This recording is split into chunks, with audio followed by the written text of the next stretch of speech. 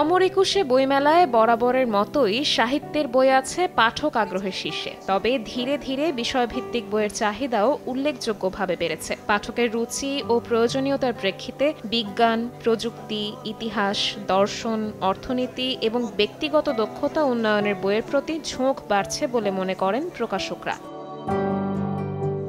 বইমেলার বিভিন্ন স্টলে ঘুরে দেখা গেছে পাঠকেরা উপন্যাস ও কবিতার বইয়ের পাশাপাশি গবেষণাধর্মী ও জ্ঞানমূলক বইয়ের দিকেও ঝুঁকছেন। বিশেষ করে তরুণ পাঠকেরা ক্যারিয়ার উন্নয়ন, মনস্তত্ত্ব, ব্যবসা ও উদ্যোক্তা বিষয়ক বই বেশি কিনছেন। প্রকাশকদের মতে পাঠকদের এই পরিবর্তিত চাহিদার কারণে বিষয়ভিত্তিক বইয়ের সংখ্যা বাড়ানো হয়েছে।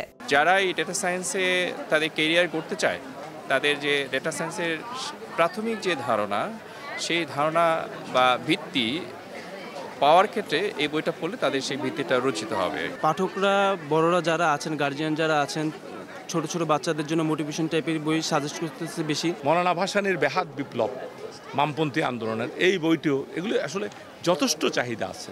ফেসিবাদ নিয়ে যে বইটি এবার মেলায় আমাদের অন্যতম একটি চাহিদা। এই বই বিভিন্ন বিষয় নিয়ে শুদ্ধাচার কী হবে, এই বিষয়গুলো একসাথে তুলে দেওয়ার মতো এইরকম বই, অর্থাৎ আমাদের জীবন ঘটনার জন্য যে বইগুলো, সেই বইগুলো আমাদের কণ্ঠা প্রকাশন থেকে এখানে এসেছে। বইমেলার এই পরিবর্তন একটি সুস্থ পাঠাভ্যাসের প্রতিফলন। জ্ঞান আহরণ ও বাস্তব জীবনে প্রয়োগ করার জন্য বই পড়ার অভ্যাস বাড়ছে, যা সামগ্রিকভাবে সমাজের জন্য ইতিবাচক সংকেত বলে মনে করছেন সকলে। শবনম নিবিড়, সময় সংবাদ, ঢাকা।